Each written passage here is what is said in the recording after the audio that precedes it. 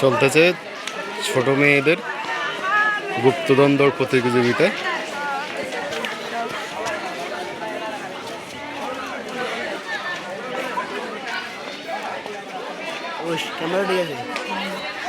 ভূমি আদর্শ উচ্চ বিদ্যালয় মনোহরগঞ্জ কুমিল্লা।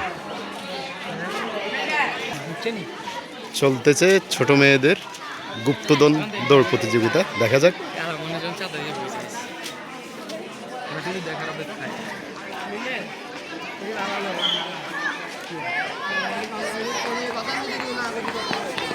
দেখা যাক কে ফার্স্ট হয় গুপ্তধন। তিনজন ফার্স্ট ওই তিনজনে ফার্স্ট সেকেন্ড থার্ড নির্ধারণ হয়ে গেছে।